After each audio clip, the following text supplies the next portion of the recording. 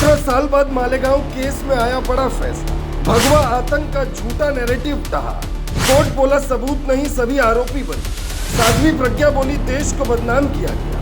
कांग्रेस की साजिशों को न्यायालय ने नकारा। मालेगांव ब्लास्ट केस में आई कोर्ट के फैसले ने एक बार फिर इस देश के उस कड़वे सच को सामने ला दिया जिसे कुछ सियासी दल और उनके समर्थक पिछले 17 सालों से छिपाने की कोशिश कर रहे थे।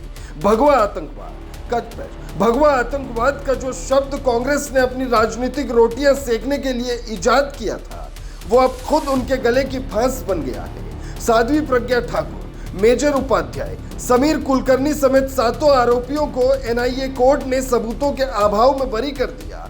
और यह महज रिहाई नहीं है, यह उस साजिश की पोल खोलने वाला फैसला है जो भारत को आतंकी राष्ट्र साबित करने के लिए अंतर्राष्ट्रीय मंचों पर रची गई थी। साफ है कि यह केस कानून से कहीं ज्यादा राजनीति से प्रभावित था। धमाका हुआ, लोग मरे, दर्दनाक सच्चाई है, लेकिन उसके बाद बिना पुख्ता सबूतों के सिर्फ इसलिए किसी को गिरफ्तार किया जाए क्योंकि उसका झुकाव हिंदुत्व की तरफ है, वो भगवा वस्त्र पहनती है या देश की संस्कृति की बात करती है, यह कानून नहीं सत्ता की सनक थी।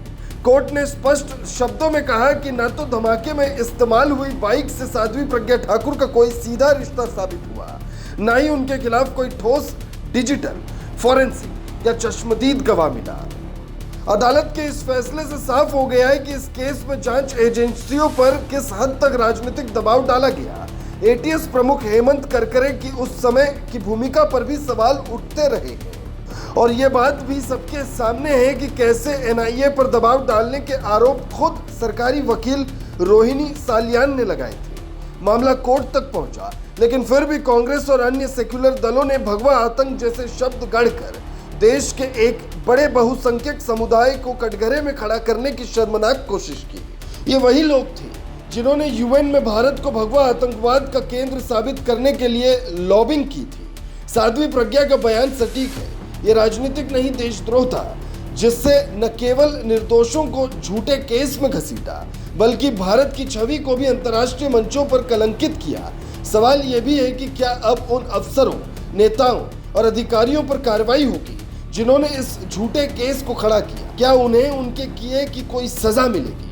आज जब अदालत ने कह दिया है कि कोई सबूत नहीं है, तो क्या कांग्रेस नेतृत्व माफी मांगेगा? क्या उन मीडिया हाउसों को जवाब देना होगा जिन्होंने वर्षों तक इन्हें भगवा आतंकी कहकर ट्रायल चलाया?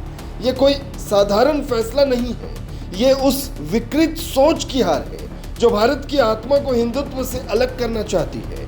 ये उस नैरेटिव की मौत है जो देशभक्तों को अपराधी और अपराधियों को शांति दूत साबित करता रहा। हालांकि पीड़ित परिवारों ने हाईकोर्ट जाने की बात कही है, जो उनका अधिकार है, लेकिन यह भी सच है कि 17 साल तक एक केस घसीटने के बाद जब अदालत कह दे कि कोई ठोस सबूत नहीं है, तो उस फैसले को सिर्फ भावनाओं के आधार पर चुनौती देना न्याय व्यवस्था के साथ खिलवाड़ होगा। एक और बार भारत की न्यायपालिका ने दिखा दिया कि वो झूठे नैरेटिव के आगे नहीं झुकेगी।